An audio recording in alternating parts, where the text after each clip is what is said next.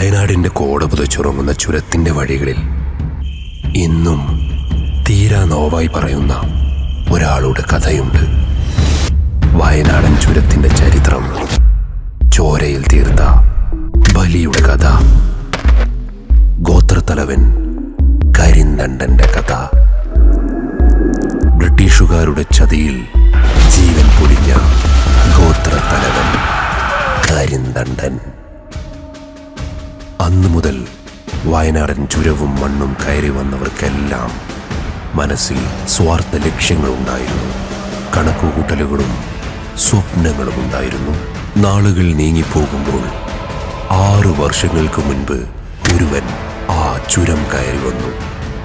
അവന്റെ സ്വപ്നങ്ങളും ലക്ഷ്യങ്ങളും ഒരുപാട് വലുതായിരുന്നു. അവന്റെ തയ്യാറെടുപ്പുകളെല്ലാം ആ നാടിന്റെ സത്യത്തിനു ചേർന്ന് നിൽക്കുന്നതായിരുന്നു.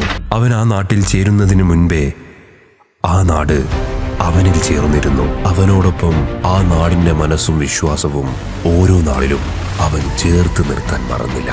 അവന്റെ വഴികളിലെല്ലാം അവനേക്കാൾ അവനെ വിശ്വസിച്ചതും കൂടെ നിന്നതും ആ നാടായിരുന്നു. ഇന്നവൻ ഒരിക്കൽ കൂടി നന്ദി പറയാൻ ഒരുങ്ങുകയാണ്. അവന്റെ 6 വയസ്സ് ആഘോഷിക്കാൻ, ചുരം കയറി വരുന്ന ഓരോ സ്വപ്നങ്ങൾക്കും കൂടെ നിൽക്കാൻ അവനുണ്ടാകുമെന്ന ഉറപ്പ് നൽകാൻ. ജാംജു ഹൈപ്പർ മാർക്കറ്റ്, കൽപ്പറ്റ.